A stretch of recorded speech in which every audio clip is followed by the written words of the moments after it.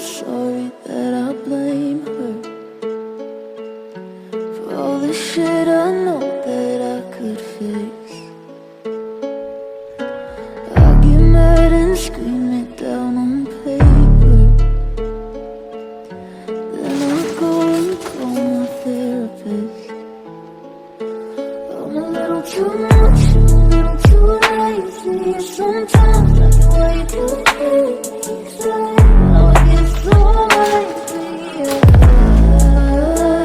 I'm a little fucked up.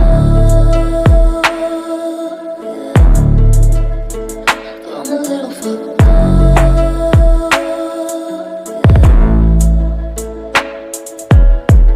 I'm a little fucked up, got me feeling so stuck. I think that I'm unplugged, in my brain there's no blood. Serotonin not enough, fit my bed like a glove. And my eyes seal shut, and my mind feels numb. Get me for the things I said, I'm not mad at you. I had a really bad day, barely getting through. I feel like I've been on the same damn fucking loop. I know that it's all in my brain, but it's fucking true. Cause I can't seem to escape from the pain. I just need to break through the chains. Let me go, please let me change. Call me by a different name. I don't wanna play the game anymore.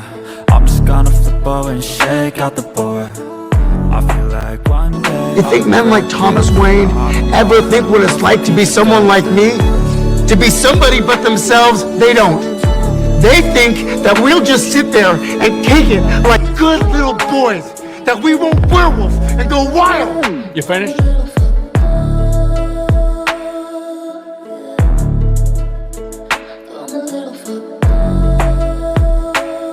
How much do you love yourself? Because if you understand the value of self-love, you'll never be friends with those type of people. Most of the people out here are running around empty. They have no sense of self, no sense of self-love. When I say self-love, it has nothing to do with celebrity, money, materialistic things, and all of the things that your negative mind could probably go to. It has nothing to do with self-love. It has nothing to do with looks, nothing to do with cars and any of the superficial things that one would assume that could make you love yourself even more. It's a matter of knowing your value. It's a matter of you saying, I don't have to be around these people in these type of environments and situations in order for me to finally see the value in myself. I love me independent of you loving me. I believe in me. I know my self-worth. I am here and I have a purpose. There is no value in having wisdom, knowledge, insight, spirituality, love. Every day I am a work in progress.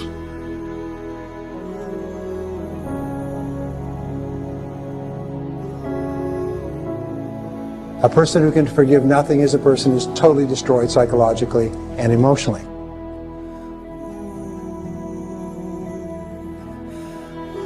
Forgive your parents. Forgive any relationship that you ever had that didn't work out. Forgive everyone else in your life that has ever hurt you in any way. Forgive yourself.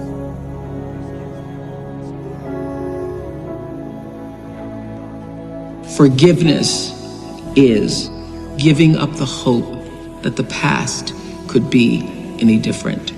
I think for myself, and I know many of you, you think forgiving means accepting what has happened to you.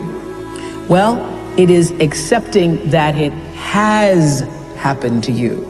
Not accepting that it was okay for it to happen.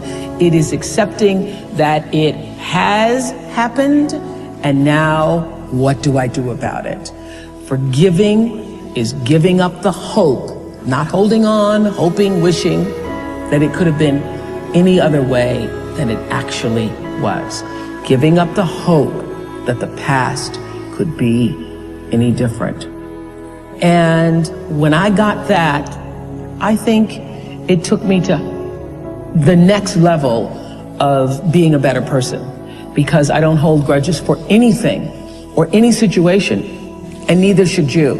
It's letting go so that the past does not hold you prisoner, does not hold you hostage.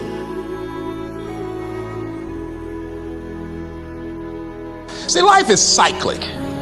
You're not, whatever experience you're having right now, it has not come to stay. It has come to pass. Not to stay, just to pass. It's just going through. The biggest challenge is to know what's happening. This is a part of this thing we call life. This too shall pass. And maintaining perspective, putting it in perspective. You have to be willing to break from the past to have the future you so desperately desire. You have to have the courage to allow yourself to honor the past as it was, to forgive those who need to be forgiven, to forgive yourself, and to acknowledge that everything led you to this point now. Everything. Let it go and begin to focus on developing myself. And I say to you, you're going to have people to do things to you. Things are going to happen to you. And the most important thing to do is to harness your will and let it go and move so you can grow, so you can get on with your life.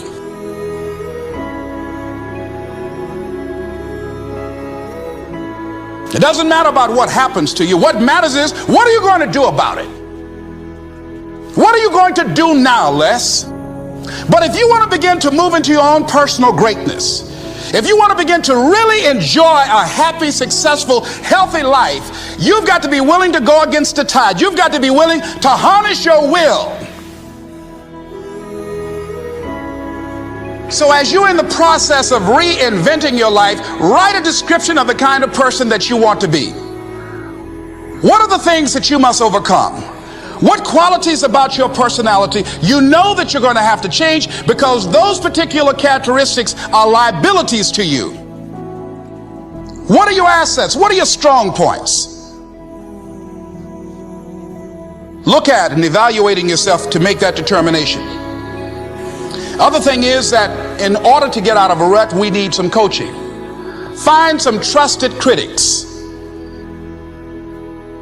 People that you know care about you and love you. So there's some things that keeps us from growing and getting out of ruts. Number one, we identify with feedback.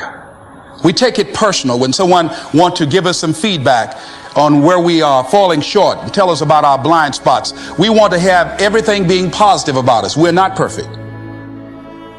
It hurts. I have a friend who's a trusted critic. I don't like him, but I love him. He doesn't tell me the things I want to hear. He tells me what I need to hear so I can grow. It hurts. It hurts when he put me on the hot seat. I can't stand it. But that's the only way that I can grow. And I'm glad that he loves me enough to risk our friendship to tell me what I need to hear, not what I want to hear.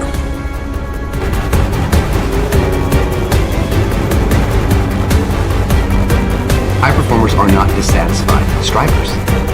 They're not. They're happy.